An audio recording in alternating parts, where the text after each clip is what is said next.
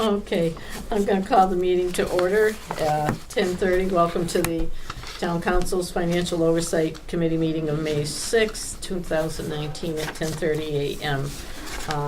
LCAT is taping the meeting. Is anyone else?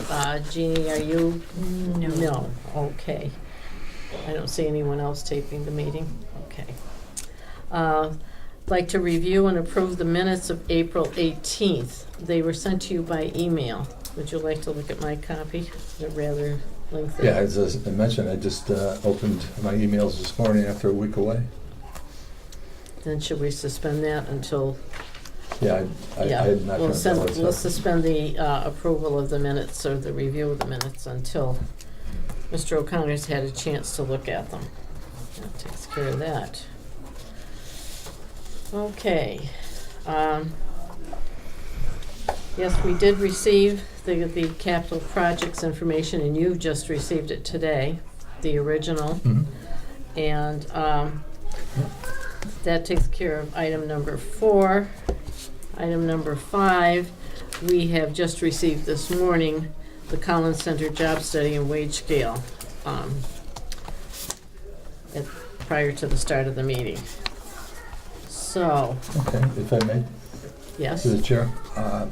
I just have a general comment. I don't know if it's been discussed or talked about, but I have a big concern over the way the information has been presented to us. Handed out to us in a new format. It's similar to the format that we received back on March 26th. We received another document on April 29th with over close to 30 pages of information, which is not side by side, so that we have difficulty in going from one document to the other to see what's been changed. I personally don't work like that, would not like to see that happen again, and want to make sure on record that it doesn't happen again, that we have a side-by-side comparison of information when it's changed. So we know what was changed and not have to sift through almost 30 pages of information to figure out what was changed. I want that on record. I've had some thoughts around the spirit of your comments, and I was going to suggest to the council, once our budget is passed on June 1st, that we maybe debrief with Denise and say something like that. We're all getting older, but sometimes the side-by-side embedded into the report would make a lot of sense. And I think it could be as simple as using the report that Denise, her proposed budget to us from April 29th, building in a column where after the department head recommends a particular amount, the next column would be her recommended amount, and then another space for her to give a 1 or 2 sentence explanation, and then you've got the side by side really in one document. Yeah, I mean that thing.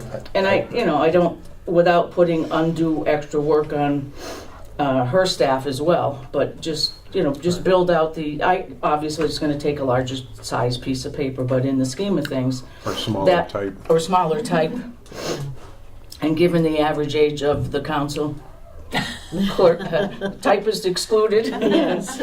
Smaller count must come with a pair of cheaters then. Yeah. But to me that would make more sense, because I'll just use Mr. Oh, hi Sarah, I didn't see you come in. I'm sorry for my back. Any one of these department heads behind me, if they say, I need 100,000 and the manager feels that 85 is more appropriate, seeing that in the next column, you would get the department head's rationale and then the manager's rationale in a side-by-side. So I'm hopeful that after July 1 we can make that suggestion. Yeah. It sounds like a very good one. I think this committee would also suggest that the budget's process starts earlier. I noticed that on a lot of the capital projects, a lot of these submittals were in October of 2018. And so if the capital projects were issued or submitted first of all, then perhaps with a review either in December or early January, then in January that could be presented to a subcommittee and that would be done and over with come February. As far as the line item budgets, have them submitted at mid or late January, and then give the town manager a month to work at it, and the finance director.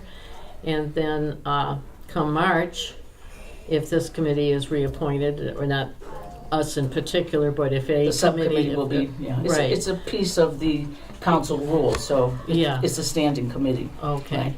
But it's the time constraints this year are very tight. Right. Very tight. Okay. Excuse me, I just wanted to make one comment too, so that you, both you and Kathy, your points are well taken. At the last couple meetings, I have brought both documents because the only way I can compare is with side-to-side comparisons. So it's certainly not user-friendly or in the essence Well, the other of thing efficiency. I'm thinking is if Denise were to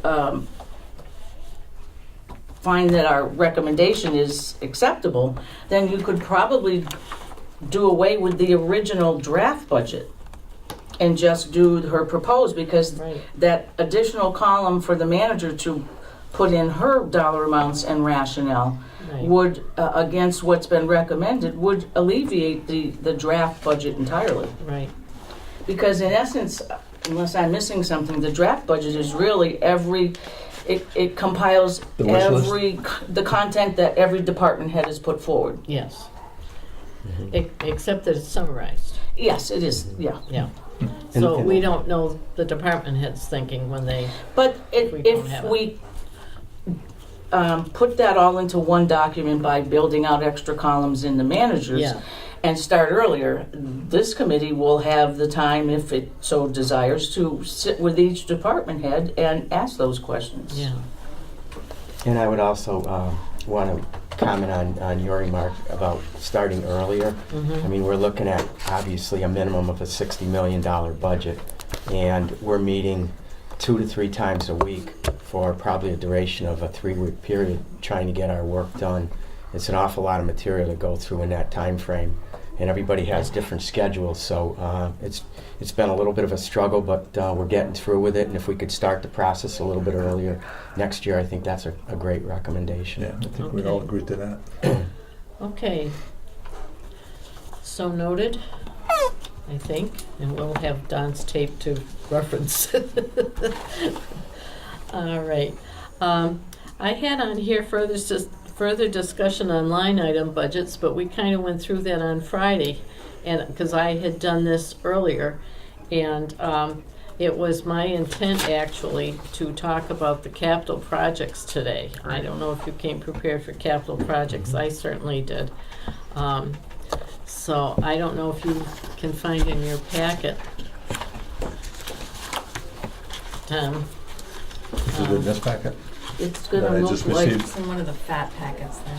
This one I just got this morning? This one of those. with the blue band, I think, with that. it's right here, Tom. It looks like this. It's got a rubber band on the top of it. Yeah, I think it's that one, Tom. That's the cover letter, and then if you raise that letter, I think you'll see good capital project report. The blue band.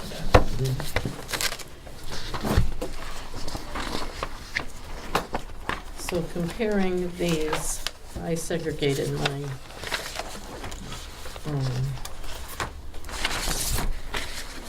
Unbelievable.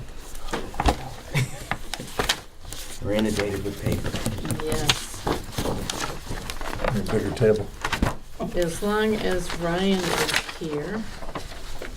I can just maybe say one thing about the capital project recommendation. Yeah, because you were on the committee. You're right. We had, the town manager did establish a capital projects budgeting committee, and included on that were 3 residents, myself included. And we worked with Sarah and Denise, and did have the opportunity to review the projects and also sit with the department heads. And the original draft that we presented to the town council was the culmination of a consensus, if you will, of that committee for the projects and the priorities. In looking at the projects that were presented on April 29th, there's probably only about 4 or 5 differences in those. Otherwise, they still seem to Match up. incorporate the recommendations at the town manager's capital budget committee recommended. I do recall at the time that those were presented, there was several items that were discussed, and I'm sure they'll be discussed again probably this morning. And then there's a few that were changed around since the capital planning budgeting committee met. So I did try to go through and figure out which ones were those, so I can at least tell you which ones that resident manager, financial director group had recommended. Not that that has to be what we recommend. Okay, so noted. Going through the ones from April 29th, there were 16 items in total. The ones that I noticed. Are you working off of the chart from the draft budget, No, Oh, from the proposed budget? the proposed Okay, budget. gotcha. Sorry. Where is that located? I mean, I'm going through It's this on page packet. 14 of this, of the proposed the one budget, Of the one I- with the cover. from our with the cover April like that. 29th. Okay, so it's not the packet I received today. No. Not on, No. that has Well, all the, yes, those that are has the- the detail. That's the detail. Each packet. department's, Okay, See this cover here? yeah, I've got that one. Yep, thanks, Mike. this one has the summary, April 29th. All right. right after the tax rate bar chart. Page 14, Yes. thank you.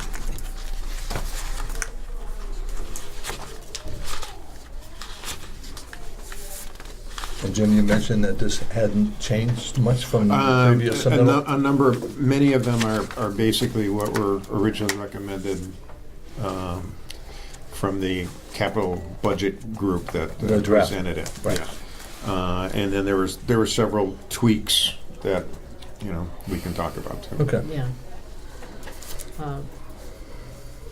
Everybody on the same page now? Yep. Page 14? Yep.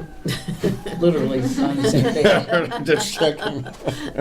Okay, the Allen Street Oh. landfill closure with the proposed $75,000 to start pursuing some, I think it's site assessment of the scope of the work that has to be done on a project that could cost us $1.5 million.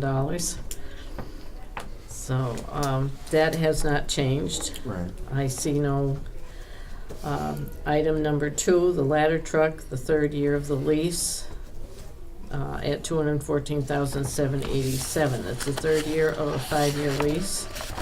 The ambulance, again, is a final lease payment on the ambulance of $91,947. The police, the cruiser replacement. The chief asked for 2 cruisers and a truck.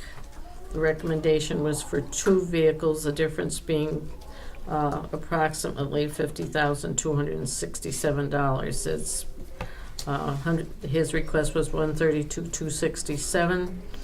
The committee and the town manager and the finance director had decided on $82,000. Right, and this was a discussion item at the town council meeting when this was presented. Yeah, and I believe it was a discussion with us earlier. I don't know if you want to mark that for further discussion. I would Yep. flag it for further discussion later on in your agenda. I assume you're going through each one first and flagging Yeah. them. And then I have some, I think, outside the box thoughts about that. That might Okay. be helpful. Good. Next item was the high school asbestos removal and carpet replacement of the athletic offices, $24,162. With the explanation, there was no change on that, and I don't think we have any objections to that one. The upgrades for the town switch, the router upgrades. Ryan, you're here. I am. Defendants, 70,122. I know I got one packet that had a lot of your quotes in it, which didn't mean a thing to me because, And try to speak in Yeah. people language. not- yes. I used to say that to Ryan all the time. Say it to me so I can get it. I Yeah. know it's important. Our switches and routers and wireless access points on the town side are end of support, end of life. We can't even get a maintenance contract on them. So if one fails, it's down until we order a new one and it comes in. So being proactive, we're going to replace those, and that's what this project is for. The switches are the devices that basically interconnect everything. So all the computers, all the access points, the cameras, the phones, the door access controllers, the copiers, and all the stuff that we're responsible for connects to those, and then the switches connect together and we have a big And you- spider web of wires. And we have to trust you that you got the best price possible. We're evaluating vendors too, so Yeah, we're seeing it, now that we're doing kind of a bigger overhaul, yeah. if we're gonna change vendors, now's the time to do it. Ryan, in a perfect world, what's the normal life span for those kind of animals? Probably about 7 years, and Okay. that's kind of what we've been budgeting, So is I'm 7 years. assuming that because you know the lifespan of each of these things, including the devices, you're trying to build them in like Cyclical, the yep. cyclical maintenance Yep. and anticipation. Good. Does this help us eliminate a single point of failure? Uh, So we have a way to route around a single router or a This switch? really wouldn't. The switches are, one of the requirements we do are called stackable switches. So you'd have, 3 switches in the stack, but each stack is connected, so if one switch fails, they can communicate through each other. So we'd have redundancy at that level. We don't have any site-to-site redundancy just because our physical fiber network isn't laid out that way. It would be something that I would fight for in the future, but it would be a big expense, and it's one of those rainy day situations where it only helps if something actually goes down. So the biggest benefit in moving towards this is to eliminate an antiquated system Yep, being proactive and being maintenance. proactive so we don't have a point of failure and not able to get a part. Right, and this is, their end of support completely. So they're That's it. they're out, Okay. yeah. Yeah. I would just Okay. ask, what vendors are you working with? So right now we have Cisco across the board. We're evaluating Ubiquiti. I'm actually doing a site visit on Wednesday up in East Hampton. They run a Ubiquiti shop. We're evaluating Meraki. Longmeadow, I believe, is switching to Meraki this summer. And that's really it between those 2 vendors. And there's a couple other ones, but they're kind of new to the switch game. And, I'm not super comfortable switching to a vendor that's just getting into Just it. learning. Yeah. Yeah. Due to Cisco? the switch game, I like Does Cisco have reps in close proximity, or? Yep, so Cisco does, and Meraki is actually owned by Cisco, but it's kind of like it's a different type of environment, but they both have reps. Then our managed service provider comes out and brings the reps out, and we actually have demos of the Meraki stuff on my desk right now. That expires today, so. Yeah. Then we got the vendor that is new to the game is coming out tomorrow with some demo gear. And then the biggest thing I'm excited about is the Ubiquiti stuff up in East Hampton, because they don't have the traditional model where you have a rep.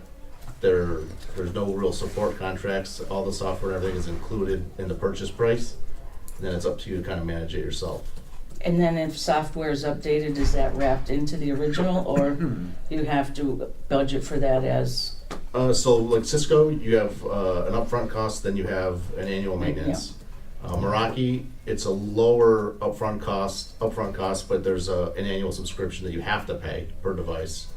Then Ubiquiti, it's a smaller upfront cost, and then there's no annual cost. The only problem is that when you have a problem with it, there's nobody to call either.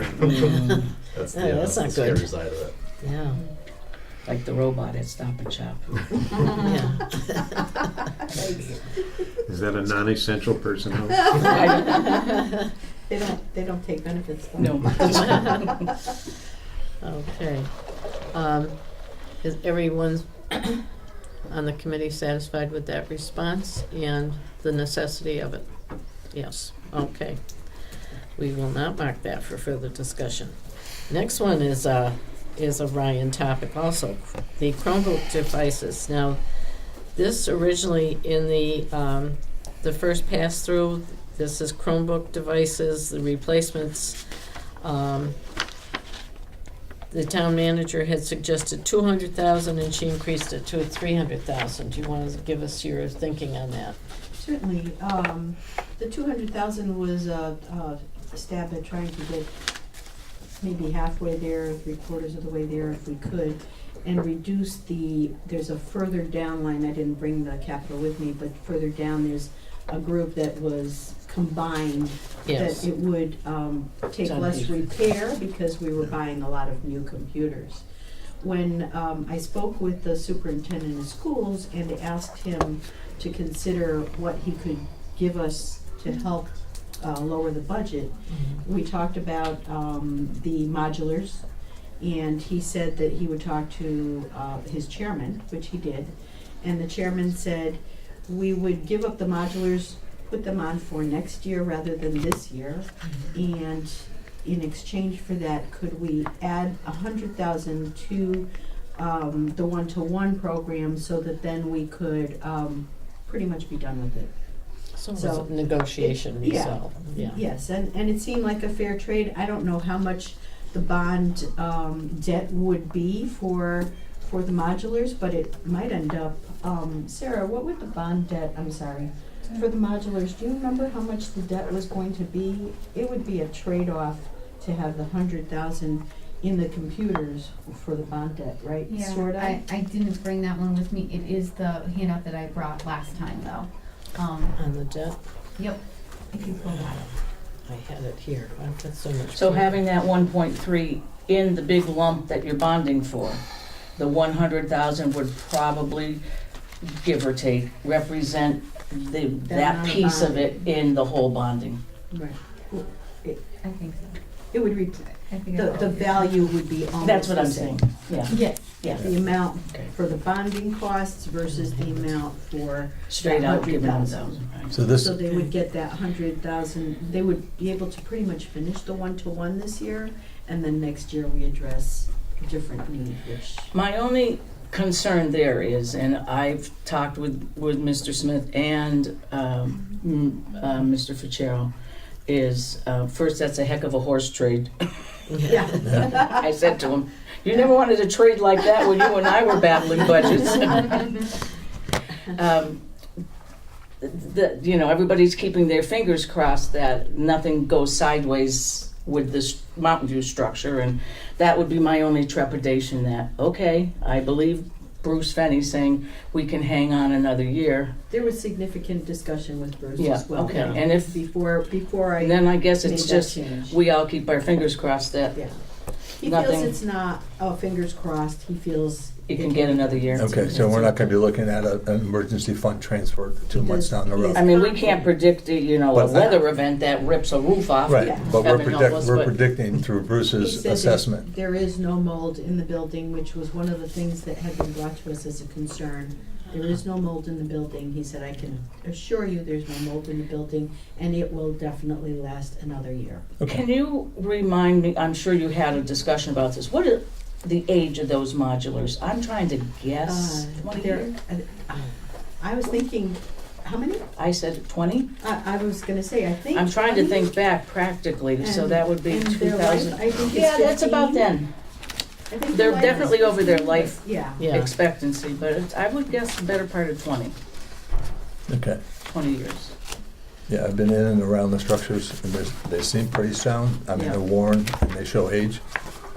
I don't know how they cool. I think that was an There's issue. units on them, aren't there units on top? I thought they had units on top. Yeah, but I don't know how they're They may not be functioning. efficient. Right. yeah. So I just don't want to put something off that may be at risk to our children. But if it's not, That's- and again, we're yeah. going by Bruce's recommendation. My biggest concern is in the past, when we put off big items that have been on the capital plan for several years, which this has, is that they get moved aside, and then 2 months later, 3 months later, we get an emergency fund transfer because it failed, which means it gets funded anyways. That's something I want to put an end to. I am confident that Liz would not be doing that, Okay. but, you know, I'm going to, Well, we'll take them at face value Yeah. and hope for the best, yeah. And really, the superintendent relies on Gordon's assessment and Joe, the facilities manager's assessment of Of the course. buildings, so, Right. you know. Okay. And so that 100,000, if I'm understanding what Rich said to me, is putting back in the budget. They can absolutely do a 1-to-1 initiative, grades 3 through 12. I'm looking 2 to at 12. 2 to 12, okay. Because the 2, my understanding was K to 2, they would use tablets versus, Yep, up to grade 2. Grade 2 is gonna be more of a blend. Right. You know, grades 2 and 3. but are- it's more useful as a tablet with what do I know, apps. That's Yeah. kind of what I mean. Yeah. Versus Transition. a traditional laptop that's got word processing and other capacities. Okay. So 2 to 12, well, that's good. How many units are we talking altogether? 2100 2,100. For this 1-to-1 for a device? one. Yep. Now, it's fair to say that there are, within this project, existing devices that are still functional. You're Oh, yeah. not replacing No, every no. single one, okay. But then we'll go to a maintenance program. Exactly. Yeah, I Right. think we're at like 1600 right now. That are present. That we have a president, and then there's our a good amount that are end of support. So with Chromebooks, when you buy them, when they're released, they get a timer put on them of 6.5 years. So no. So after 6.5 Where we're years, gonna be in they're 6.5 expired. They don't get. years. They're not guaranteed to get updates, and they're not guaranteed to work with. It's kind of like You a know. car battery. When it goes, it goes. Right. Sometimes they last longer. Sometimes they don't. Actually, 6.5 years sounds Pretty. reasonable. Yeah. Yeah. So Well, it depending, gives us time to roll them on. so depending on the release date, if the release date is, say, January, and we're not buying them to July, that still counts as part of the Yeah. timer. Oh, yeah. You know, so if they were That's released, in the fine print. you know, so if you think Yeah. about it, it's not necessarily 6.5 years from when you From our- buy From, it. right. you know, It's when it's student released. time. When it's Right. released. Right. So, Every year we evaluate new. So like last year we bought the HP G6s. Mhm. This year, if we're funded, we'll get the HP G7s. So it's the next level. So you get the extended support on them. Yeah. we the do next try year. to buy the most recent one, but that doesn't mean you're gonna get 6.5 years out of it, depending on when that release happened. Right. But we're scheduling to replace them in 5 years Yeah. because these are going to be student assigned devices, and They're gonna Yeah. have a tough life. Yes. one of we And, did a. and you, first of all, I want to, for coming in everyone, And just having a short time, but I have an 11 o'clock meeting. If you're still meeting, I'll come back, Okay. because it seems like it's helpful even if we're not, Yeah. sitting. Yeah. Thank you. Denise, could I ask you one question before you go? I'm just jumping ahead here to this public works equipment, and I don't mean to jump ahead, but if she's leaving, was this purchased from Tyler Equipment? What I is mean, that? I don't know what the it is. John Deere tractor. I don't do know you know? who it was purchased from. Okay. the Does anybody know if it 1988? came from Tyler? You would They have, rent from them. I don't know. if you they would have purchase it, I don't think we buy from Tyler, but you would have it in your Rental. documentation. Yeah. Are they gonna be others? The capital just documents take you them have home? would Mhm. have the I information think on I it. really Okay. So it should be in Okay, there. so it'll be Great. down. Okay. Okay. So we also did a site visit last, actually it was Friday, Yeah. up in Linfield, Mass, where they have a one-to-one with Chromebooks. And one of the exciting things that they do, which we're going to try and replicate, Yeah. is student help desk. So they actually have students that are changing screens and taking care of a lot of the physical repairs on the Chromebooks. I see. It was pretty exciting. Are students doing that? In Linfield, yep. Oh, I've seen that myself. 15, In 16 my, kids.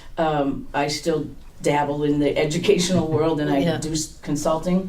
And I've seen that in middle schools and high Yeah. schools because these kids grew up with it and they're way smarter than we are in terms of that stuff. Yeah. And it works incredibly well. I saw a middle school model of that with 8th graders. Yeah. And the teacher or the student could go in, it was housed in the library. Yep. And they could state their case, this isn't working, and sometimes it could be fixed right there. Yeah. And if it couldn't, they were given a loaner for the day. Yep.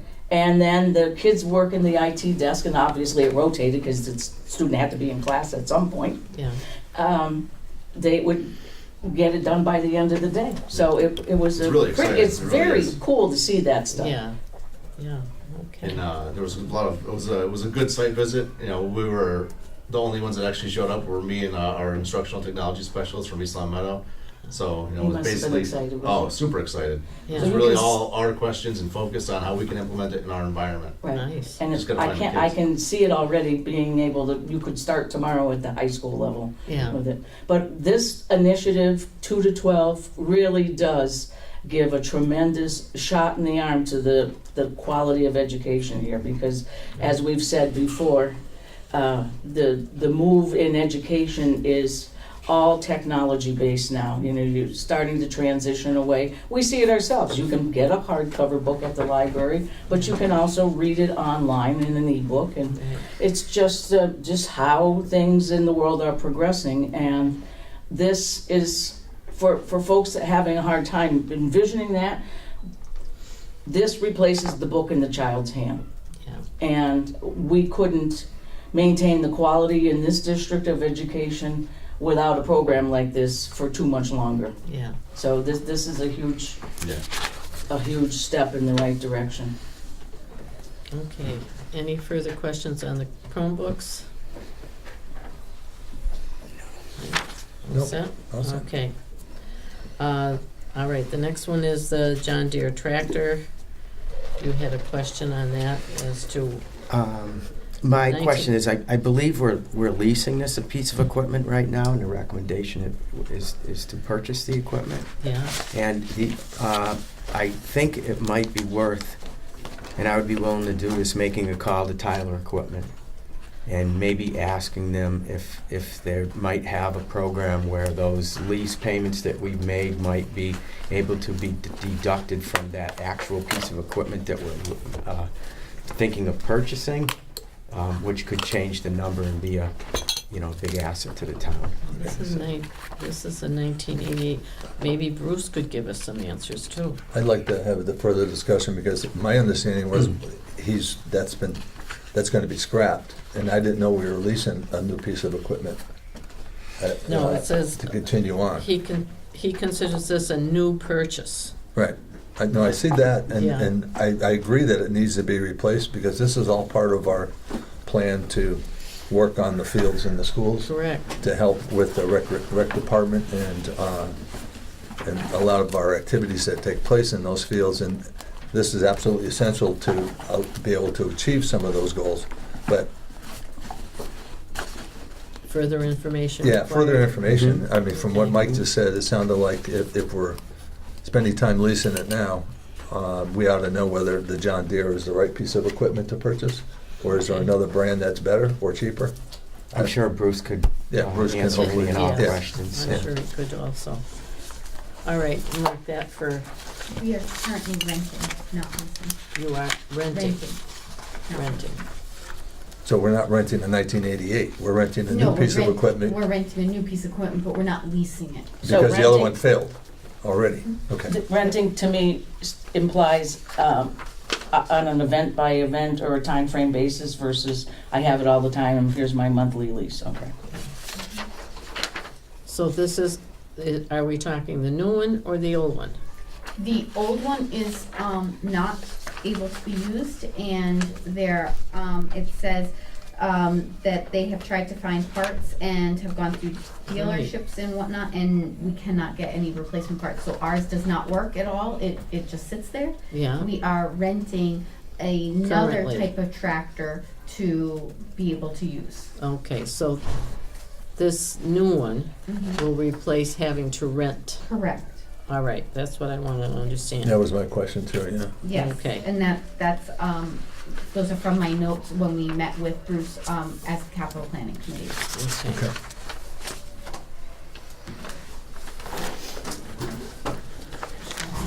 right. And we've got a few more that are information technology. Student MacBook replacements, student iPad replacements, Chromebook replacements, and the staff MacBook replacements. This was reduced by the town manager by $20,000 from the original draft budget. Right, it's, not speaking for you, Ryan, but it sounds like this was potentially part of the whole negotiation with the, Yeah, by buying more new Chromebooks.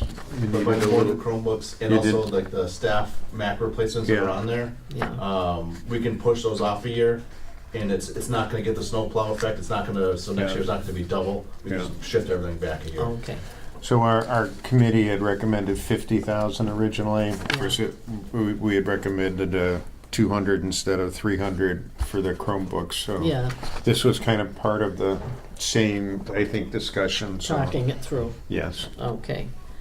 I have no further questions on that. Anybody else? We're okay with that? I'm okay with that. All right, next is the phone upgrades, which I think is pretty straightforward. 165 phones that are at end of life, end of support. This is to replace the phones in the town offices and schools. 165 phones. We have actually about 400. I was gonna say, that's a small number. So just as a for instance, the last power outage that we had, I think it was last week, we lost 6 phones, Oh. so, Because the Yeah. surge just fried them. yeah, They couldn't take the because of their up and down, age, yeah. when they restarted, Yeah. they just don't come back up. Okay. And do you have backups at all that, some sitting there that you can replace or no? We're running Scrambling? pretty thin right now. Yeah, I okay. think we have like 1 left. Sharing. The thing there too is, what you don't see in that rationale is that all, besides basic communication, that goes to Yeah. public safety too. Yes, You it know, does. and in our unfortunate times, you have to be worried about protecting large amounts of people in a school building, and if Children. something does not go the way you want it to, you need to be able to have a room, stay in communication. Absolutely. It's So- all one phone system, so you can call from dispatch directly into any of the classrooms, Ah, other than high school, because high school does not have classroom phones, oh, but every other school does. yeah. How old are those phones, Ryan? How old are they? The ones that you're replacing? Oh, I'm just man. curious. We started with the senior center renovation, so 7 years, 8 years. All right. Next on the agenda, I think we've covered yours, Ryan, so I think you're safe. First, I got them 11:30, so we're that perfect. That's- The Public Works is the purchase of a new Bobcat, and it would replace a 1990 version of the same equipment. Evidently, currently the Bobcat they have is inoperable and has been for the past year. Repair costs are upwards of $10,000, so it is impractical to repair. Any discussion on that item? There was no change from the prior. From the prior one, right? No. The prior draft, yeah. Stays the same. If they're spending upwards to $10,000 to repair it, I would think it would make sense to replace it. Yeah, our capital budgeting committee felt Yeah. the same way. Yep. The only discussion the only comment I'd like to make is I want to make sure that when we purchase this type of field equipment, that we're using two comments. First is there a way to use the same vendor so we can negotiate a better deal? If we're buying a Bobcat, if we're going to be buying Makes sense. another. John Deere. Yeah, John Deere. Or It's like, tractor. we better go with one dealer and then who can sell the same equipment and get a better price, as opposed to using different vendors. Or is there a reason behind that? And the second is, what's wrong with lease to purchase in a lot of these, so that we don't have a large capital outlay in 1 year? that it's more of a payment plan, and at the end of that payment plan, we can purchase the equipment if we find it's doing what we need it to do. Sarah, that might be a question for you. I will need to look into whether the vendors that sell these types of equipment, which ones do offer a lease to buy, but no matter what, we still have to follow procurement I was laws. gonna say they. So some of the things we can do with state contracts, so it doesn't matter generally if you're buying one or if you're buying four, that you're paying the state contract price, you're not going to get a better deal by purchasing more than one. So sometimes. So I can look into, for these particular ones, I have not looked at these ones yet to see which vendors sell which and what it says for the state contracts for leasing instead of purchasing. I'd like to look into it because I understand Combi. I work with it on a regular basis. I work with it a couple of times a week for my own company. And they're not always the cheapest price. Sometimes you need to go and do the work to put out a bid to 3 companies, and they'll come back with lower bids. Right, and sometimes we do, because we also do, sometimes do a concurrent request. But sometimes then it's also, we had gotten quotes, and so then we do a formal RFP. So it really depends on what type of purchase it is and where we're doing it. Now also,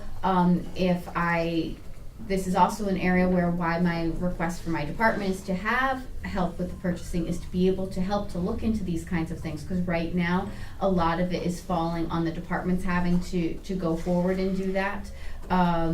If they have time to be able to, but it would require an additional person to be able to do this for every purchase that we have, to be able to look at all of those options.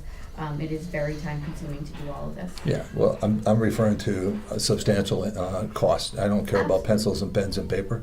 Those we buy from Combi. That's a normal process, and they have a couple of vendors out there which offer those services that I know of. But when we're talking about substantial equipment costs, in this case, between those two, we're talking, close to $100,000. It makes more sense to do something like that. Oh, absolutely, and we have been doing that, such as for the purchase of the police cruisers. We looked at combis. We also did an RFP at the same time to ensure that we were getting the best price. And we've done that for many of our large purchases, especially over the past year where I've had more of a focus on doing that. But we do that already. And I would say, seeing that we're bringing Bruce in on the John Deere subject of the tractor, maybe we can have a brief discussion on the Bobcat as well while he's here. Okay, Yeah. we can earmark So he's got a that. few pieces of equipment on him. Yeah. Yeah. So mark that for further. Mhm. We can invite him to come in and talk with us.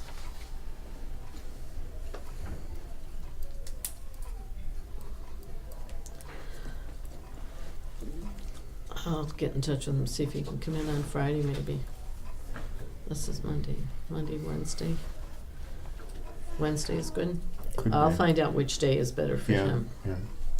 Because I don't think it would take a long time. I don't either. I don't mind if you'd like. I could even 10, check to see 15 if he's in the minutes at building. tops. Right now?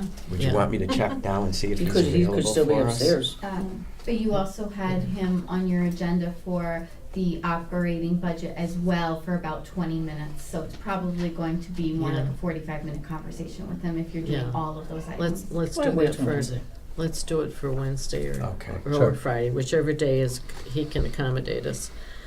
And I think the next one is a question for him as well. Yes. We had the annual sidewalk construction, $75,000 to continue with sidewalk construction as they've done every year. My question here to right Bruce now. would be, in the same way he offered an example to the council when we initially had the discussion about, he had placed in his line item budget $100,000 for, the ongoing improvement of roadways. And he said that $100,000 would buy, it sounds like a lot of money, but it really buys him about 1,000 feet worth of repaving or paving. So the same question I'd ask here, what will $75 get you? And admittedly, it's a step in the right direction. I just Right. want to understand what the matrix is there, or the Okay. formula. Yeah, and as part of that discussion, I've mentioned this a few times already, and again, for the sake of the conversation, I'd like to see if he can address the issue with a discussion that started, I think, 3 or 4 years ago on capital, and went nowhere with the former board of the DPW. We asked them to look into our current developments. When we have a subdevelopment that goes in and they build a cul-de-sac, they're responsible for building the sidewalks. Correct. Well, the sidewalks in a cul-de-sac are nice, but necessary? I'm not so sure. So the recommendation from Capital at that time was to ask them to work with the developers to say, okay, it's gonna cost you $500,000 to build all the sidewalks in this development. Why don't you give us the $400,000 or something, to the great negotiation, and we'll use it where we need it, as opposed to putting it in a development where there's maybe 10 houses and who knows if there's any kids. But again, a cul-de-sac is, in my opinion, a very safe environment, as opposed to Elm, Shaker, North Main, where there might be a need for something like Parker and Allen Street, which are very dangerous for children to walk. Oh, I live in a cul-de-sac, and the kids sometimes get dropped off on the main road, and they walk down the sidewalks. So I can't agree with you completely that maybe the sidewalks aren't needed, because there was an instance where a very young child in first grade, the way they had scheduled the buses, was supposed to walk up to Pease. And, we have traffic, we have the school, Sure. On the main road, sure. Yeah, so, is it better to leave it to the developers, or is it better to? You're thinking outside the box. You're trying to come up with something, and I applaud you for that. If I was a developer, I might try to argue against it, only because that money I'm directly enhancing my project Yes. Right. to make it more sellable. Whereas without it, but it's certainly worth exploring that. That's all it is. Yeah. It's just an exploration. It's Come more of a back case with, by case. Yeah. Yeah. And it could be that. It True. could be a case-by-case scenario. Yeah. But Yep. if we don't explore outside the box, we never know what options are out there. That's true. And That's I mean, I don't want to keep getting stuck. This $75,000 that's being recommended started in a town meeting probably 10 years ago. Right. At the request of some residents who came in and said, we need to put a fund together. At the time, the Board of Selectmen said, okay. So it's always been in there, $75,000 every year on capital. Yeah.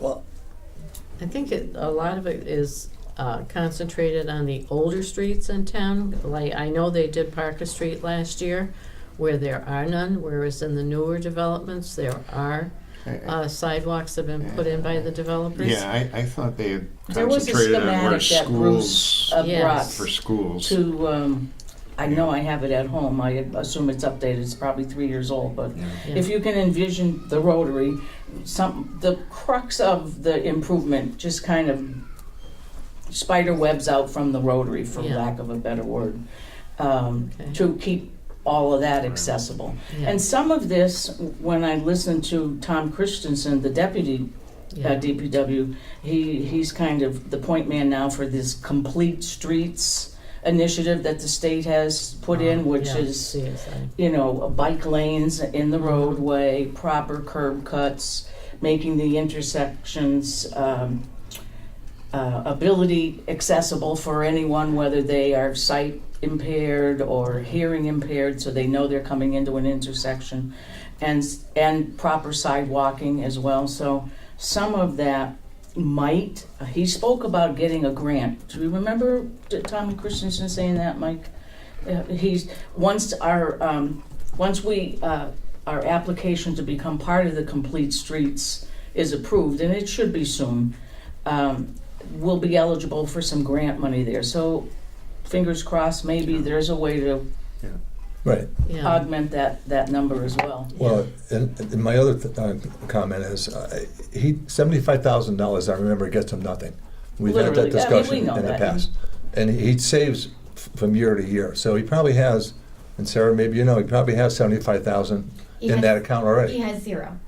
Yeah. He actually, The 75,000 wasn't funded last year? no, it was, but we finished the Elm Street sidewalks, and it actually cost more than what was in the fund, so the remaining amount actually was paid out of the highway department budget in order to complete those sidewalks.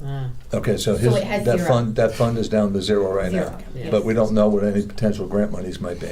But So- the grant that you're referring to, my understanding was with the Complete Streets that it couldn't be used for just any street. It had to be one that met multiple criteria. So like one of the main areas Right, so that it you have probably, businesses it might and fit other into the places. plan that Bruce, Right. I can see it was in red where we're coming out from the hub of the town and, Yeah. you know, the bulk of the work is Right. around where, so it gets accessible for commerce. Yes.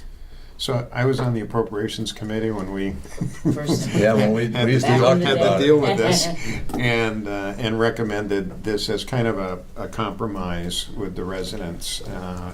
And actually, when you say it's been 10 years, and I think, well, that's 750,000, it doesn't sound so bad that way. And that was the idea. You just keep doing a little away at bit it. that you can afford, and maybe you don't do it every year. You wait for you have a project that you can Get a use lot the of funds for. mileage But for. I do agree that if there were particular projects that were higher impact, or there was something that needed to be done a certain way and this funding didn't work, then there might be a reason to change it. But in general, I'm in favor been of just working. continuing to salt away Yeah. and do little by little, because eventually it does add up. But Yeah, as long as we explore the opportunities Right, with the yep, developers exactly. on Yep, that end. I agree. We can go on to further. All right. If Bruce is here, we can Right, exactly. just run it Yeah. past him, not a big discussion. The next one is the town hall trailer mount generator, and that was the one that we wanted to talk to Bruce about as far as the connectivity to other Connections. buildings, Mhm, right? mhm, exactly. Okay, What are they calling it? Docking station. yeah. Okay, So I just want to mention, there were two that were requested capital projects that the capital budgeting committee, Denise's capital budgeting committee, did not recommend for funding. right, One was a subject of some discussion when we presented that to the town council, and that was the police station feasibility study. Mhm. okay, And I think the two reasons that we didn't fund it was that it was kind of tied to a grant, meaning you probably weren't going to do something unless you got the grant to fund a lot of the actual costs of renovating the police station. yeah, And the other thought was that if that proceeded faster, which would be good news, the option would always be there to fund the study out of free cash and not have to wait till the next budgeting cycle to approve it. But I think both of you had some concerns about that approach, and Denise's budget here stays consistent to what the capital budgeting committee had recommended. yeah, I can add a little to that comment. As last Thursday, Denise and I had an opportunity to meet with Governor Baker's office here in Springfield. We were all excited because originally it was portrayed as Right. the governor himself, and well, Oh. of course, we had a great meeting. The bottom line is we had a very productive meeting, but it was an individual who was his liaison. uh-huh, And that was right on the top of our list. The $1.1 million grant that Senator Lesser backed. It's part of a large, he described it as a large block grant.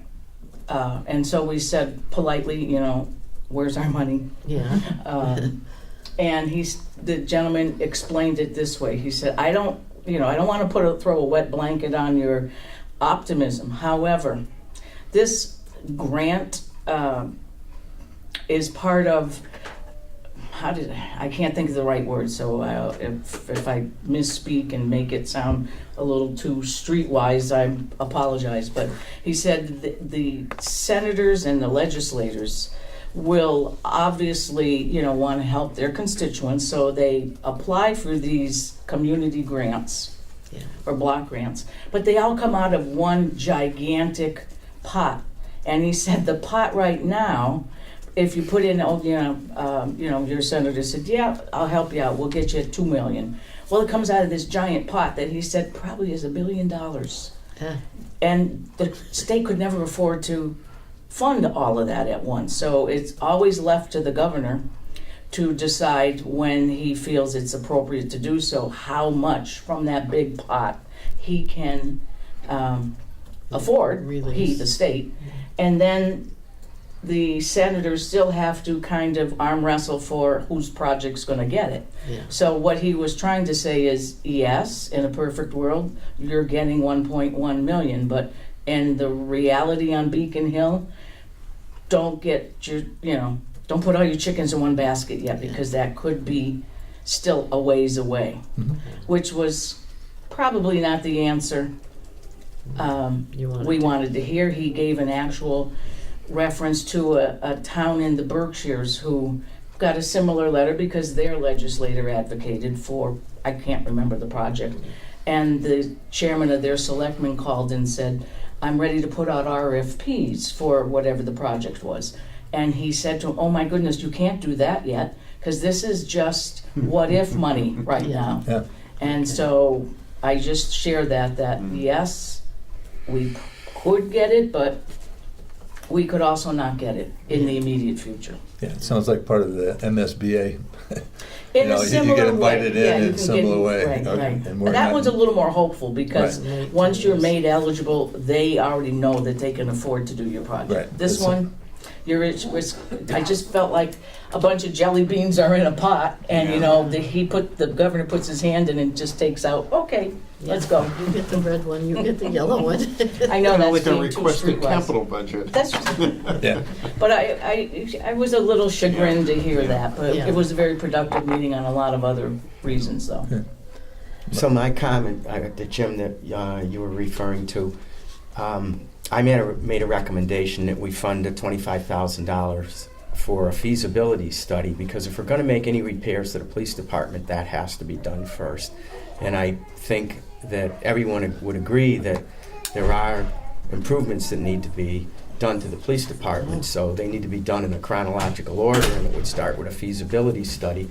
And part two of that is, the question I asked was, if we fronted the $25,000 from the town, could that money be recouped from the answer is any yes. part Yes. of the 1.1? The answer is yes. So, Because we did speak vaguely about that too. What if we tried to do some initial first steps?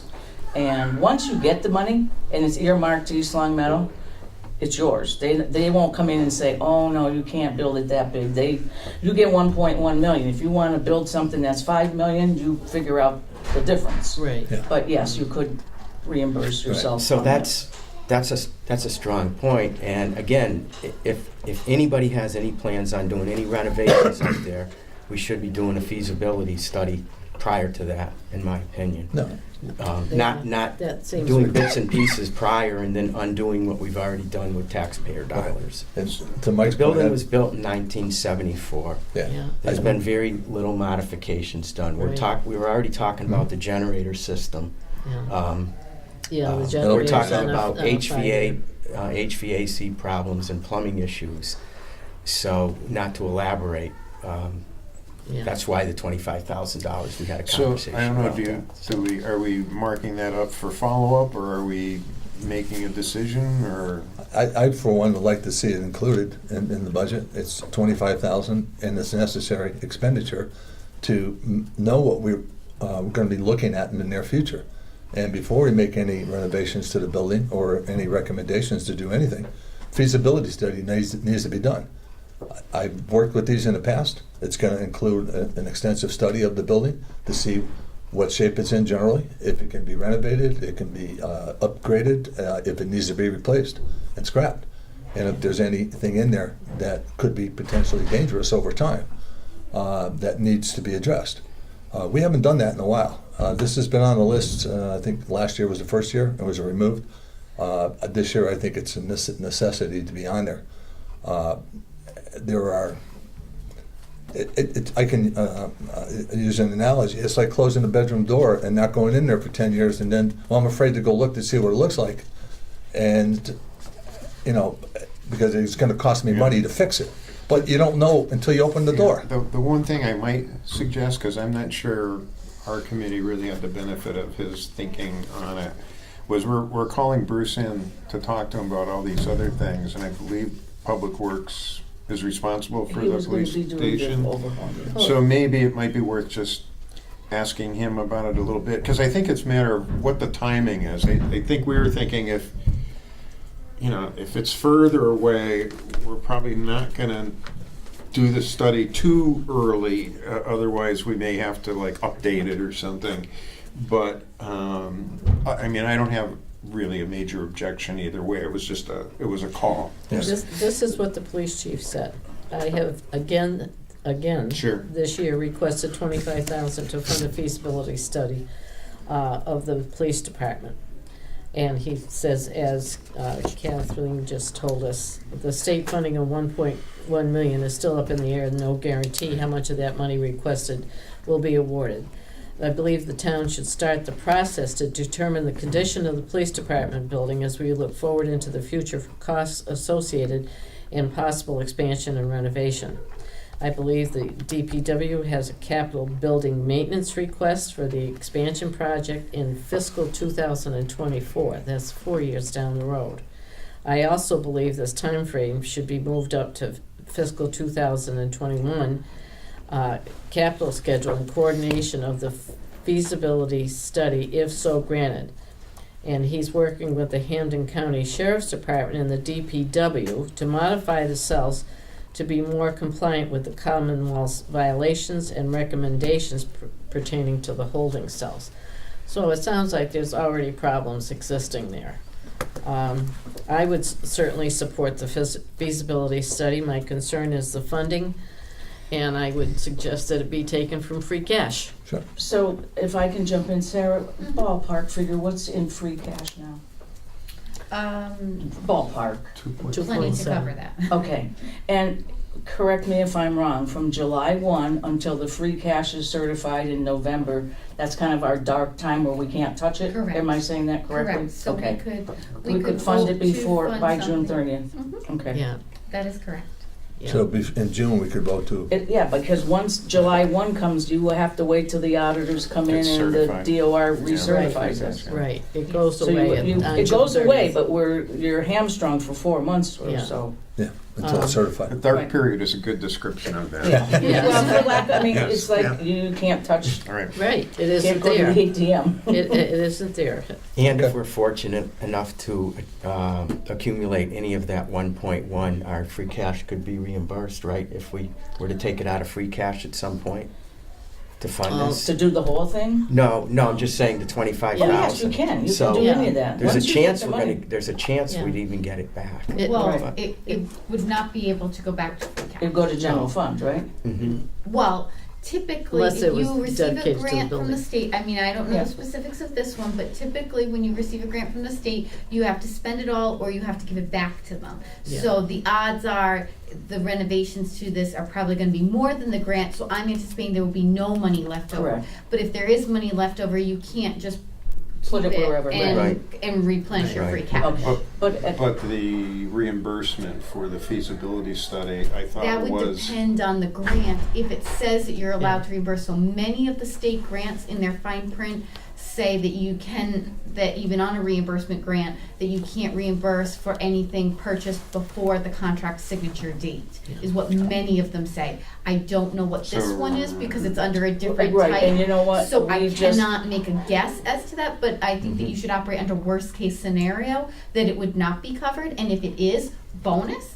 But I would operate under so conservative, regardless of whether saying you it took would. it from free cash or made it part of the budget, Yeah. you're saying, it, Right. all right, that's a little Does different. that make sense to Right, everybody? and again, Clearer. I'm not painting a doomsday picture about this grant, but it's still, we have to proceed thinking it's just a hazy opportunity. I think, Yeah. I think it's worth doing the feasibility Oh, study, yes. just to know, and expending the money, And that just may to know where we also, stand. when we get to the point where the governor says to Senator Lesser, okay, East Long Meadow might be on the short list Yeah, for some money, it probably will be a benefit for the senator to be able to say, well, I know my town has already started to prepare in anticipation. They've done some homework already, and Yeah. here's your feasibility. That could be a plus. a check Yeah. Yeah. on the right side for us. Yeah. Mm-hmm. So we're agreeing to fund that at this point? Yes. And so we don't need further discussion? Fund it or take it out of free cash. Yeah.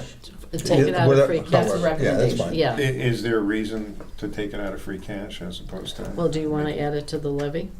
Well, we could say that about anything here. Yeah, no, I'm just thinking it takes the burden off.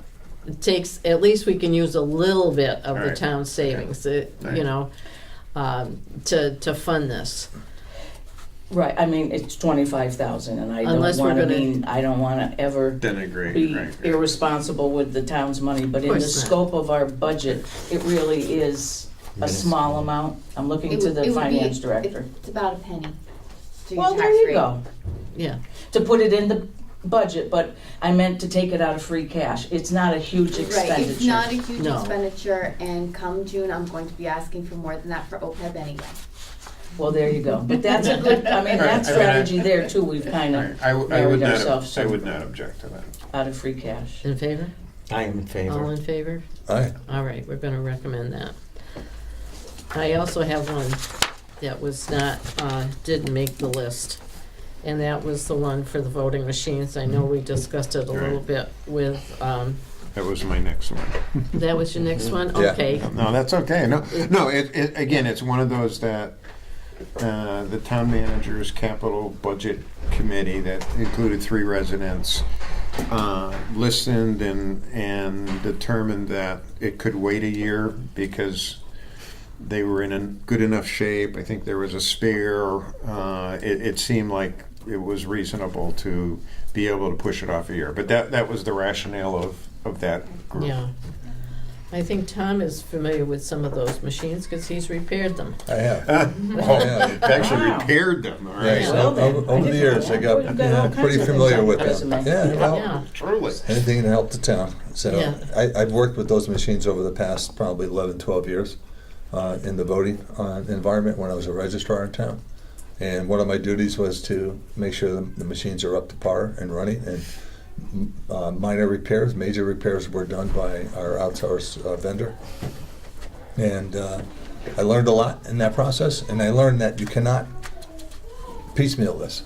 What happens, what's changing is the actual electronics of this device. It's going to be more computerized. So it's going to require different ballots. It's going to require a different input process for our residents to get used to. And I, for one, would not like to see any failures in our election process. And these have failed in the past, these current machines. And it's created a huge bubble in So, our voting If I lines. can ask you to clarify something, you said it's not a piecemeal thing. There's 5 machines, right? Yeah. And 1 spare, so 6, or 4 machine, oh, we have 4 precincts and 1 spare. We can't sit here and say, how about we buy 2 this year and 2 next, because they have to all be compatible. Correct, and they have to, and they are going to require different ballots. A lot of them use, the machines we have use the old technology, Right. which is a green bar on the side of the documents, which it reads in a certain location, and it says, is that a yes or a no vote for this person? The new technology is going to be more advanced, and it's going to be an electronic screen. And we don't want to have a mix of them because it just becomes a nightmare in an election to be able to do that. In an article, and forgive me for, I don't remember which journal I read it in, but it's the Secretary of State's office that regulates Yes. voting. yes. They are moving and recommending that towns consider going to whatever this new platform is, because it's much more encrypted Yes. and more or less tamper-proof, and we won't speak about election tampering, but not that there is any here, but I mean on the national level. But it's raised the concern, I think, across the country that you have to have a more secure machine, and so they've created this, regardless of which type of machine the town uses. We're coming into a presidential year, and having been in town hall for many times over these last 3 years, and seeing the amount of supplies that are delivered to any clerk's office to prep for an election, and Jeannie lives it, plus getting the machines ready, and now the governor, and it's an initiative that has worked well, a year ago established that early voting opportunity. So you're using them in 2 different environments, one first with early voters and then on the actual election day. I worry about 2020. In March, we'll have a state presidential primary. In June, we have the regular town election, and then depending on vacancies and how many people come out, there could be a primary. In the fall, there'll be the state primary election. And then in November, all hands on deck for the presidential. That's if something goes sideways in that, we don't have a backup. And I don't mean waiting till November. I mean, what happens if during the March presidential Massachusetts primary, something goes sideways? I read Tom's rationale that kind of like the phones and all the other things, there's no parts anymore. How do we plod through that? I don't think 26,000, and again, I'm not, Sure. this isn't anything against the committee's rationale. It's a judgment But that call, too is a small amount, and it's an essential tool that any clerk's office needs to be able to rely on. Absolutely. And getting them earlier than later, he couldn't buy them before July anyway, correct? Right.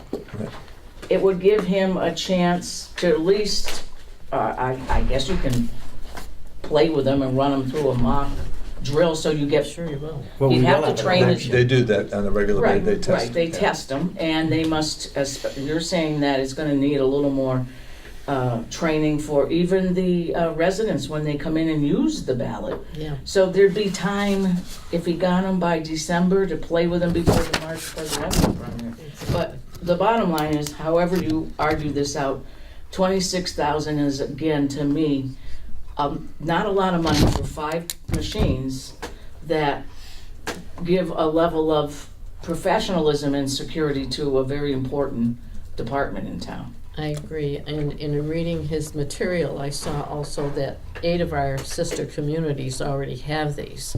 Not that that's any reason for us to buy it, but it shows what the Well, I trend think is. that because the Secretary of General's office is Yeah. encouraging a move toward that. Absolutely, and I think the timing is crucial, because we certainly wouldn't want Yeah. a big kerfuffle at Well, you're gonna, the if, let's presidential say we had election. we needed a town primary next year. Yeah. March, April, June, September, and November. That's 5 elections. Yeah, With good machines or bad machines, we're pushing our luck yeah, just in the volume of business we have to do. right.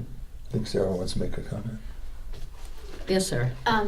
I just wanted to let you know that when we were meeting as the capital planning committee, we did ask Mr. Florence if there had been any failures in their current machines, and he told us no, that there hadn't been any, and that there hadn't been any major repairs. And when we asked about the parts, he said parts were still available, and actually he even wrote in here, but that the maintenance will not be supported in the near future. He didn't have a date, so we were under the impression that the machines could still be serviced, and that it wouldn't be something like with the DPW where there's just no more parts, period, that they don't Yeah. make anymore. So that's why that influenced the capital planning committee's recommendation as to make it wait a year, is that there are still parts available, there's still maintenance contract, it's a little more expensive for the maintenance contract this year compared to last year, and that there were no major failures, so therefore we thought that it was reasonable to have it wait a year. So I just thought it was important for the whole committee to understand where we were coming from when Yeah. we had asked Sure. these kinds of questions. Okay. If things have changed since then, that may be the case, but at the time that was the information we were provided. Do you know what the maintenance is on those? Just Yes, I ballpark. do. The maintenance is about $1,000 a year. And that's the Yeah. higher rate, because you said it went up a little bit? I believe it's 1,200 Oh, well, is for that's the not a big prediction one. for So the like next year. $200 for machine. It's a small amount that the capital planning committee thought that it was reasonable to pay the maintenance contract for another year. It's not that the company's not offering a maintenance contract, because if they couldn't get parts, then they wouldn't offer a maintenance contract. Right, So right. they are still offering it, it's just a little bit more expensive. But that influenced our decision when we were saying we're trying to keep around the 1.2 million in total recommendation, and so that was a driver in there. Last year, thank you, Yeah. when we were at this phase of the process in the subcommittee, I recall a meeting toward the end when we were ready to start putting our signature on something we could recommend. You brought in a kind of a balance sheet of all the departments and their line items and trying to predict. It had to be late in May, like what's left in their accounts, and you asked the department heads to like, The turnbacks. yeah, the turnbacks, yeah. Mhm. What do you think you might be able to turn back? And I recall at that point, we started the shuffling and said, well, if you, based on what you told us, we were able to take some things off of the overall budget that would end up moving the tax rate and just buy them out of the turnbacks. Not putting you on the spot, but are you thinking that you'll have that opportunity again? I know you have to look at turnbacks So- before June 30th. Right, no but matter what, I have to do that. Last year, we were doing that because we really wanted to drive the tax rate down significantly, but part of the discussion was also that this is kind of like a one-time only kind of thing. Okay. Right now, we have had in this year several different factors that I don't think we're going to have a significant amount of Okay, turnbacks that's fair. this year, so I don't think that that's An opportunity. an Okay, opportunity. that's fair. I have just started looking at some of them recently, notifying some departments as to, hey, we need to meet about your budgets. But I don't think we're going to have quite That the same results opportunity. that we Okay. did last year. Fair enough. What we did last year was also suggesting therefore to take it out of free cash to do that. Now, I do not think it is prudent to rely on free cash to balance our budget every year, and essentially if we did that again, that's what we're doing. And so I don't think that that is financially prudent. But it is up to the town council and this group to make a recommendation. So what I'm hearing different than that didn't really come up as much when we were doing the capital budgeting is the fear of the consequences. I think, listening to you all is like here, as opposed to, Yeah. what we were thinking. And I think the idea is that you don't want to have to deal with anything that might, cause a question about our election process. So that kind of, tips the scales a little bit, because then the 26,000 becomes, Well, it's versus a possible thing that you'd kick yourself if you Yeah. ever. It's kind of analogous to the Mountain View modulars. Everything Is it? is fine, but what if there's a Right. major Right. weather It would event be and highly something- visible, Right. highly embarrassing.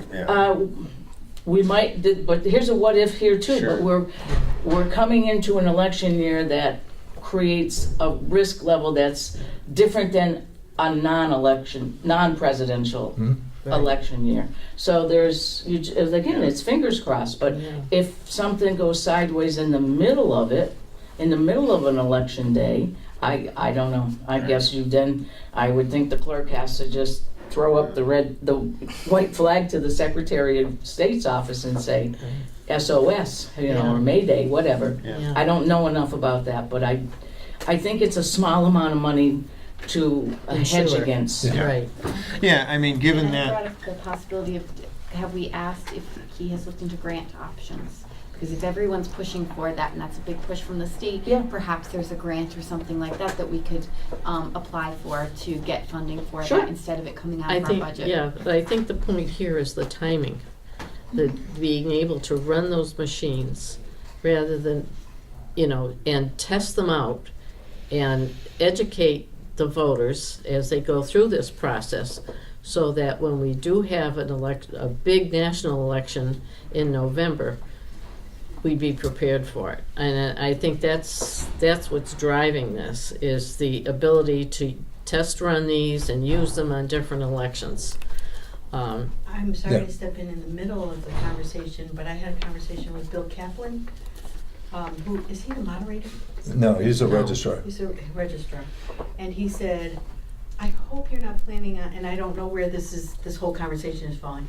Hope you're not planning on changing those machines right now, because Patrick Henry is the registrar, the other registrar, and he's leaving. He said, I'd like to train somebody on the ones that we have. And he said, if you could plan to do it next year, that would be a better option. Well, I don't know what y'all were talking about, but I'm I sharing with you, appreciate Patrick. his input, however, I think the clerk has more knowledge on the whole process than, Yeah, Bill is a new registrar, as Pat is. Yeah. I've done it for 12 years, close to 12 years. So I have a lot of insight You're into not a that registrar process. now, are you? I am not. No. No, I had to resign Oh, that that's right. position. And that is the reason Mr. Henry has resigned, because he's a candidate he's for the candidate, town right. office. Yeah. Right. So I've had a lot more experience than they have at the process, and I've seen a lot of things in my years of doing that work, and this is not something that I want to risk.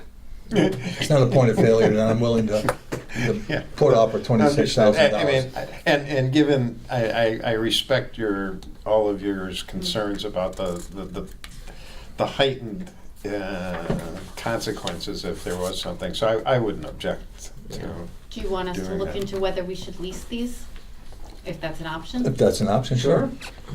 Leasing's always a good option if it's a good option. Lease to buy or just straight lease? I don't know, but Yeah, but since yeah, if Mr. you- O'Connor brought that up for Yeah. some of the other equipment, Sure, I'm why thinking, not? why not? Yeah. Okay.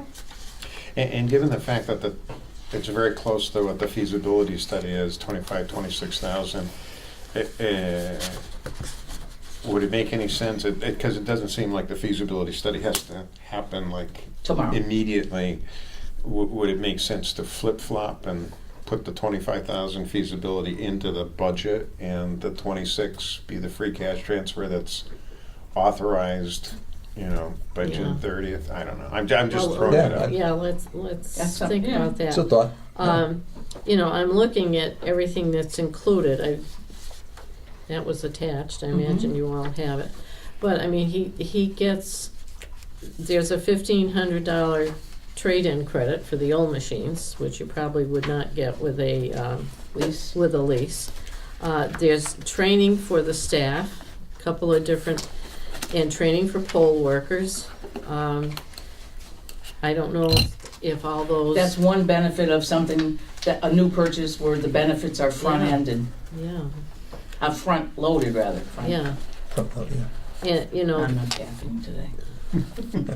it says any necessary repairs will take place in the town of East Long Meadow so they're providing the annual maintenance visit, which I imagine we pay annual support on this.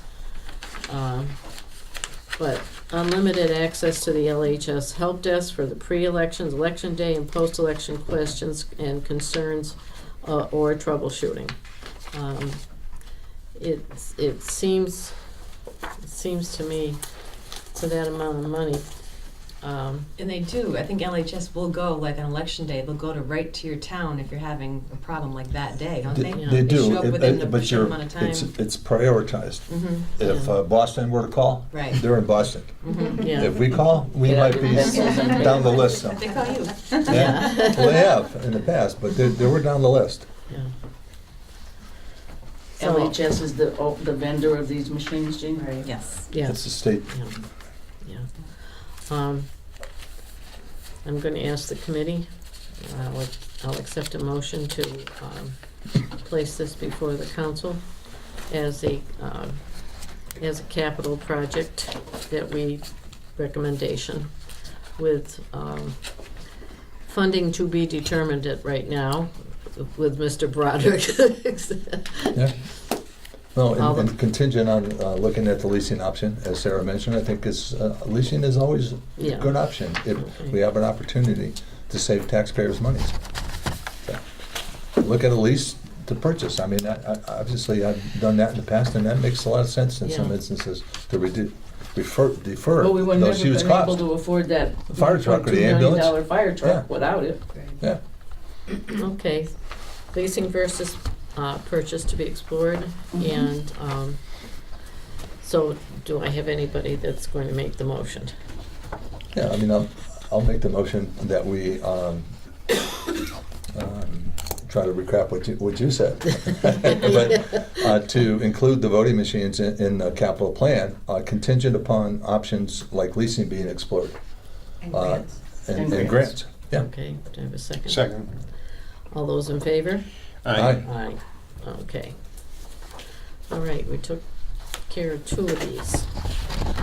Now we want to discuss the, May I just go back to page 14, the police cruiser? I said I was, Oh, yes. when I'm lying awake at night, thinking about things that, and not counting sheep, I thought of something that might be viable. The chief has asked for 132,000 plus for 2 cruisers and some sort of utility truck. I think that, if I'm recollecting his rationale, it's a truck to take the ATV or UTV, did you call it, Mike? UTV. Well, it's a off-track vehicle for wherever, to be able to transport that to a location when necessary, or transport barricades, cones. The radar signs. Stuff that But is shooting, also of to, course. he would equip it at a lowest tier to be used as a service vehicle, would have some lighting on it. Yeah, And the recommendation was for the 2 cruisers and not the truck, or I assume it could be any combination of the 2 or 3. Jim, did it matter? Well, You said 2 at vehicles. the time, yes, as long as it stayed within the 82, okay, 82,000, so- we left it to his discretion. I think he needs cruisers. The F-150 would have been the most expensive, Right. $50,000. So here's my little idea. The casino mitigation funds. yes. Last week you spoke about taking 55,000 For Pine Knoll. for Pine Knoll, which would leave, how much? 45. 45,000, we get 100,000. Since, and the council has generally discussed, not, though we haven't taken a firm vote, but I think there's a general consensus that with the casino mitigation funds, they don't put parameters on it. You can go out and buy, party materials, I suppose, if you wanted, but it behooves a community to use the money in good faith toward things that could augment helping mitigate a problem. So that said, if there's 45 left, use it to buy the 3rd vehicle, because it's something on the street, something that helps public safety, and it lines up perfectly with the reason the casino made us a community, wrote a Impact community community, agreement. yeah. Yeah. They won't cover the That truck. does not cover. Well, just give them the 45 and maybe they Actually, can. I thought that the He chief did had get done quotes. a second Quotes in quote front of with me. for a Chevy Silverado. Yeah, he did. And I Right now. thought that had come out at about 45. It came out, Yeah, they were I looking have it for. right here, Jim. Oh, okay. 44,579.50. Look at that. Look Well, at that so- money. I'm just saying, put it there, and whatever the number is you give him, he's gotta figure out how to buy 3 vehicles with it. Just a thought. Yeah, yeah, It sounds reasonable. Yep. Sounds And then- reasonable. It's a win-win because it's money that is in our ledger right now, Sarah. We received that in August, the Yes. first payment. Yes. And then, well, we've already spoken about when subsequent payments come, there's a good reason to put that toward the streets. But again, that's still at a recommendation stage. But if, we may as well put it to use, and that's, again, down the road, and we spoke about this in the fall, this past fall, where Denise spoke a little bit about the mitigation agreement on the record, because maybe back in the day when it was formed in 2014, people said, oh, well, that's good. If the casino's gonna impact the towns, they should get some money. Yeah. But it's also good to say to the voters, yes, the casino kept its word, this money is flowing, and here's how we're using it for you. Yeah, and the two good projects, I think. Do we want to vote on that, make it part of our recommendations? Well, I think there was strong support for the third vehicle by It you, was Mike. before, yes, yeah. And again, it wasn't that it's not needed, and if it's outfitted as a responder, as a backup. It is. Yeah, and using that money seems to make sense to me, because there's an argument that it's going to the police force and traffic, et cetera, et Yes. cetera. Yeah, I wouldn't have an objection to that. okay. Can I have a motion that would stipulate that this committee is recommending the purchase of a truck for the police department to the amount of $45,000 and to be funded by the balance of the casino mitigation money? So moved. Can I have a second? Second. All those in favor? Aye. Okay. So, in adding the 45 to the 82, it would bring that up to 127. Yes, I did already calculate. Oh, sorry. So that's only, what, 5,000 or so, Yeah. 6,000 less than? Right, which is basically Well, it's- where it's- because he Yeah, he but got we a have- cheaper quote, Right. Kathy. I mean, it's still, What It happened gives- was the vehicle was changed from a Ford F-150 well, yes, to a but I'm Chevy saying now he's product. got some And then the Chevy- flexibility to try to get 3 vehicles that are viable for the town for Yeah. that kind of money. Yeah, And I realize he's gotta go on a state contract as well for this, so sometimes there is less wiggle room than if you're horse trading at a local dealer, Yeah. but still, it's good. My understanding is the Chevy Silverado would still serve the same purposes. I mean, it was being It was equipped more and the- served the same purposes as the original F-150 quote. Yes. It would be configured the same, it's Yeah. just Chevy became more competitive after we went Yeah. through this trade Okay, show. all right. And then they decreased their price once again, which I guess bottom line does add us about 45,000. But Okay. part of the intent behind this was too that with officers in the academy and if one of our vehicles was to become inoperative, that this vehicle could be put into service even though it's not the intent of the department at this point in time. So by adding the 45, the chief should be in a position to be able to get the three vehicles that he was with the money, aiming for.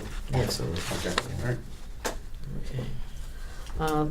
Let's just briefly discuss the 2 capital projects that are going to be bonded.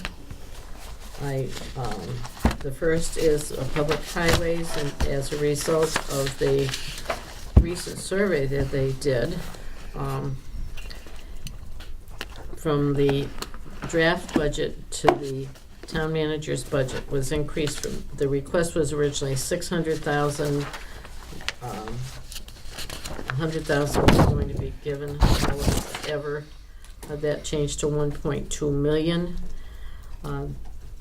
Hopefully, with the state getting more money, the windfall that they got in the month of April, wouldn't it be nice if they gave us more roadway money? As It- past history, Christine, we got our Chapter 90 money at this time last year, Yeah. and then we did get a supplemental amount in October, so they did give us a little bit more. Oh, money. wonderful. Actually, yes, and actually the supplemental will be on the agenda for the town council coming up. Okay. Because the town council did not adopt that. It was I was away on maternity leave, and so that wasn't actually adopted by the town council. So it will be on the agenda for That's just that. kind of a housekeeping thing, technicality. Well, we can't spend from it until the Until town it's council approved. has appropriated Embraced from it, there. yeah. Okay, So that will be happening, but yes, we do occasionally Wonderful. get a supplemental like that, good. which is wonderful. Yeah, so any comments on the roadway? I would just say this is something that really came up after the capital budgeting committee met, and Yeah. I think it was a response to a lot of the discussion that took place that night regarding, I think the recommendation was like $100,000, kind of the placeholder, because it's a drop in the bucket, with the idea that, there needs to be another way of trying to figure that out. And my interpretation of this is to really substantially increase the amount, at least for the first 2 years, buy it by bonding, and then hope, and I don't want to speak for you, hope that within the 2 years, there's either another better approach to maintaining the roadways, but in the meantime, having something substantially enough to at least show that, there's some improvement going on. So, I wouldn't object to it. I think partly it taking off the modulars help make room for this. Absolutely. So it's never going to be enough money. So you could do whatever you wanted, but this certainly was a response to the issue that it's not enough. I definitely think they'll do a lot more with 1.2 versus 100,000. Yeah. And Sarah has already given us what the cost of the debt service Has would been be on that. incorporated, So right. thank you for that. You're welcome. And the next item, the school, this would be Maple Shade, and that's the finishing up of that project on the Yeah. doors for the school at 50,000. I believe we did discuss that at an earlier time and thought it was a feasible project, so let it go with that. The others, coming from enterprise funds, I don't know if you want to take them up today, or I see it's almost lunchtime. I'm like Judge Judy, it's lunchtime. That's a good way to rule the clock. I have no objection to that. I think we can discuss the enterprise funds. I believe there's only one topic that we're questioning. You question the excavator. We may want to talk to Bruce about that when he's here. Tom? I did some research, and I looked into the excavator through some contacts I have. Yeah. And it appears that Bruce made a note that obviously made my antennas go up. He says they use it every day. If you work in an office, you may use the desk and a chair every day, but do you really use this kind of equipment every day? And with the number of projects he has coming up and the road work that's going to be done, this excavator is a big addition to that. Yeah. And very helpful with removing another piece of equipment which could be used elsewhere Yeah. that would have to dig this hole. So this excavator, I think, is probably a piece of equipment that's necessary. But again, going back to the lease to buy options, this is a substantial amount of money, $71,567. Although it's coming out of the enterprise fund, it's still money's come away from the town. So if there's an option to look at how that can be funded in a different way, that would be great. And I'd like to explore that opportunity. Okay, you want, would Sarah be the person? I mean, or- Bruce can speak Bruce. about it. I did answer that question at the last meeting. Yeah. That in my discussions with Bruce, that it wasn't really going to be feasible to do the sharing with the other groups. But I can look into the leasing. Bruce and I can talk, and Bruce will be coming to the next one. But when I'm asking about the other equipment that you asked about earlier, I can ask about that as well. Yeah, this is another piece of equipment which adds to that list, and if there's an opportunity to use the same manufacturer of this equipment, if they do make those, then great. Because this will make the third piece, and if we go to a company and say, we've got 3, then it's worth putting it out to bid. Come back with 3 bids, and then we work it out. Maybe get a lower price. I would take note of this. He said, if not funded, we will need to rent this piece of equipment for all of our water service installs. Therefore, the rental costs would need to be absorbed into our operating budget, which again would come out of the sewer enterprise anyway, right? Yeah. So, What I did hear, though, on that, Christine, was it's a substantial amount of money that it Yes. costs to rent that over the course of the year. Yeah. So it wasn't a small amount. I think it was tens of thousands.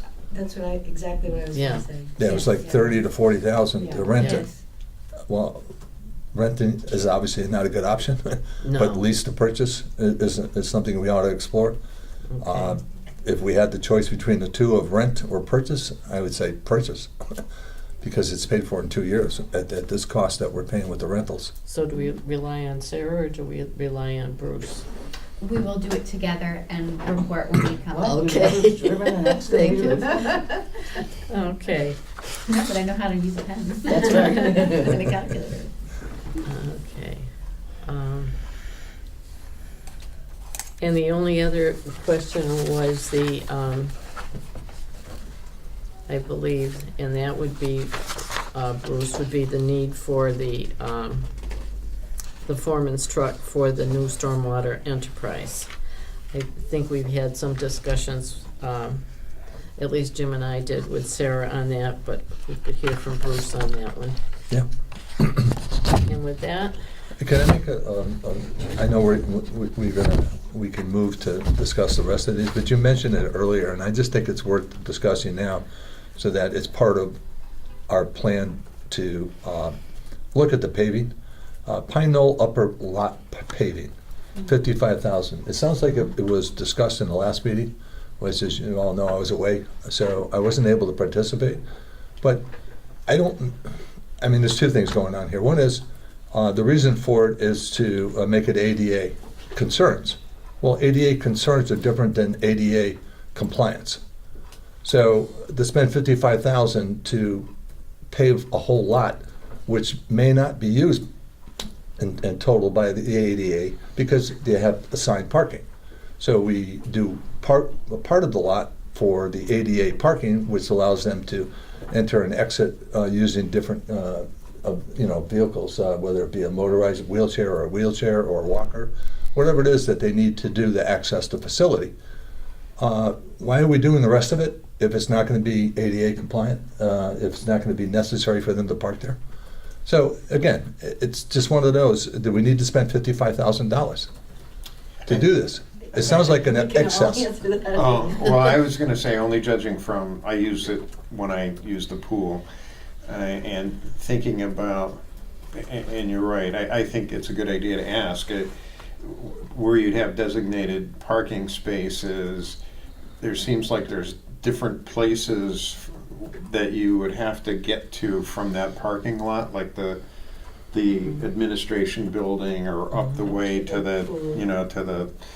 the clubhouse or whatever, or up the pool, which has its own little entranceway, Mhm. or out to the fields, one way or the other. You park one spot, and I only really started thinking about this as you were talking. I might wind up having to actually go all over that parking lot to actually get to certain places. I think if they only went one spot, that would work very well, because, so I'll shut up. I've been to the parking lot, and it really, yours is a confusing but good description. The part of the issue, it's not, I wouldn't say it's to make like ADA ramps. That's not what it's all about. The parking lot itself is crumbling all through it. So if you're in a wheelchair and you park on the edge where the wheelchair parking is, but you have to go to wherever, as Jim described, you're going into crumbling asphalt. So it really is the condition of the entire parking lot that would help ADA, but also will help with concerns that we have of people falling, because there's actually big areas that are, it's uneven. it's crumbling all over. Yeah. And as a mom with 3 small children, Yeah. when I go to events like that, I have a stroller. So I can't park in an ADA spot, but I have a stroller that I'm trying to get through. And to try to get through an infant stroller in a parking lot like that, while having my other children, and to make sure that then it's still That's being hard. safe, it's very, very hard. And this is a facility that caters to children. I'm not going to be the only mom there that needs to get a stroller or something else like that. And so if you do designated parking, that's most of the parking lot to fit the children as well as ADA compliance. So just from a safety and from personal experience, I would think that you'd want to do the whole lot. And it's probably cheaper to do the whole lot than a piece. Yeah. Yeah. And Well, I it's was just pretty- thinking in order to, you could do like a strip or some kind of substantial strip, you know, to get to the various spots, but then by the time you do that, Yeah. It's kind of piecemeal. then the It question looks would be, it Well, the wouldn't rest make of it sense is- not It to do just the rest looks of it while you're patchwork. at it. Yeah. We could ask Bruce again, Yeah.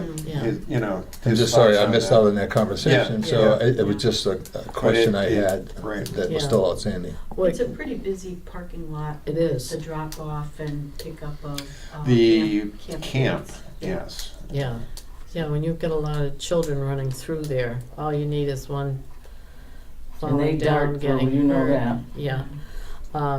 The roadway up, I noticed, is on the 5-year That's the next plan. thing, but it's pushed out a year or two, right? Yes, Yeah. well, that's a But substantial that's the next investment. thing that has to be Yeah. addressed. is I'm right. sure they're going to grade it and get it ready for the season, but, because right now it's very rutted and in very poor condition. Okay. Along with that comment,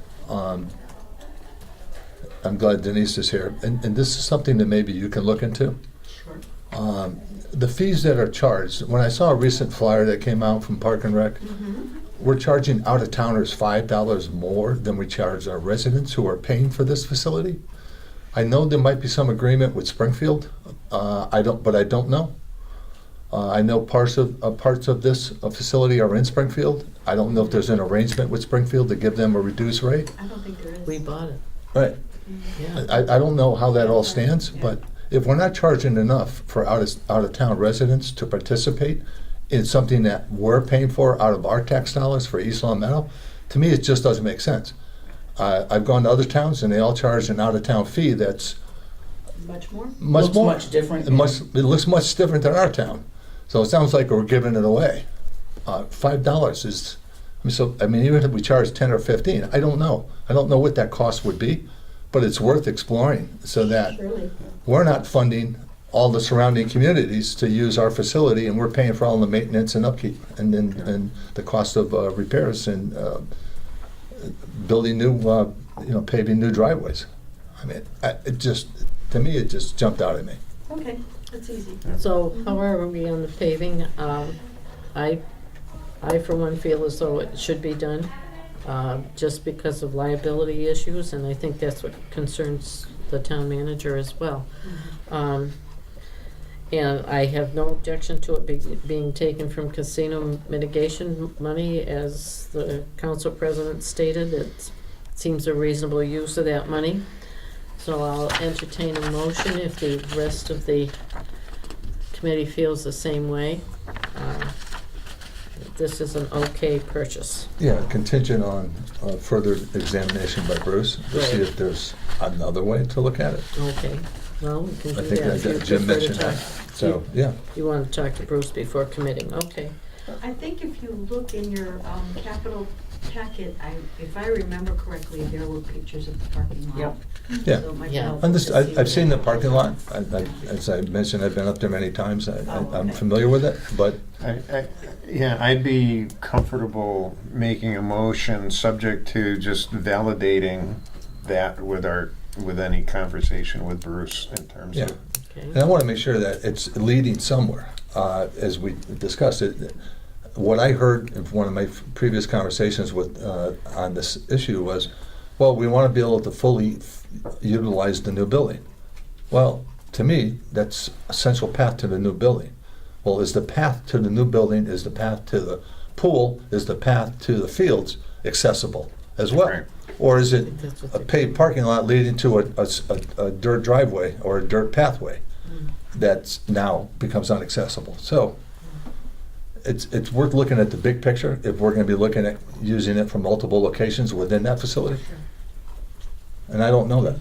So the motion could include to also reevaluate or revisit the fee structure, Yeah. correct? Yeah. Right, Yeah. I have that. Yeah, the So- other comment I was going to make is my hopes were that, I know we, with Denise's assistance, created a commission on disabilities. And I'd like to get some recommendations from them as to what they like to see we spend our money on, and we haven't gotten that yet. I don't know if they've had an opportunity to meet. They may not even be aware of this item for proposal, but they should have some input. I know at the time They, that okay. the capital budgeting committee was meeting, they had not met. Right, Well, one of the members Gene, of that, right. of the capital planning committee is on that, I Okay. believe. Fair enough. Yeah, but it'd be nice to get some input from them to say, yes, we agree that's a good use of those funds, or no, it brings it to a dead wall. You know, and we can't go any further because of other obstacles. Let's take it one step at a So- time, and let's talk with Bruce before we make any motions today. Let's talk with Bruce. Since you mentioned the Disability Commission, Hmm? if you know one of the members, would you please contact them? And Well, I think that would be Denise's Or Denise. appointment. You know, those are her appointments. That would be her responsibility. My guess, though, would be that we'd never get that group together and meet no. and No. and make a recommendation back to us in the time In the frame that timely, we yeah. have to. Yeah, I don't know how far along they are. Have they met or created the I chair? haven't yet. I don't even know that. I Yeah, have not kept track of that. then But Bruce we would can be s- our, I would think, Well, Bruce, Is but aware of also, ADA. our rec director would know Donna. the access of all the pieces and what the plans are. Because the plans are ultimately to use that as the recreation office. They can't do Yes. it because of the driveway. yeah, That was one of the So reasons they that's- mentioned, yeah. but yeah. So it's a bit of a longer term plan, but Sure. certainly that's something that's a very valid question to find Yeah. out if when they get off the paved portion, does it go to a gravel or something, Yeah, which is not. Yeah. not gonna help us much, yeah. and Bruce would know what he has planned. If he's determined it's $55,000, he knows Yes. the square footage of what he's And doing. we can always vote and approve, and the town council can approve the funding, Yeah, but before something is actually done, they could still get the input of Absolutely. the Okay. disabilities group. Okay. okay. As we proceed, the defibrillator for the fire department, which is coming from the special revenue ambulance account, I think it speaks for itself. Yeah. Vehicle replacements for building and IT using the repurposed police vehicles. I don't know, has there been any change in that They're at all? done. They're still zero, yeah, which is good. Good number. They're out in the As in- parking lot. Oh, okay. Yeah, it's a They're good number in using that them, or column. they're- Yeah, no, the Okay. parking, they're in the parking lot now, already moved over. so that's really check. Okay, and I believe, well, we know that the next one, the modulars have been moved to fiscal 2021, and we received an explanation on the LED streetlights, and that concludes the capital project discussion.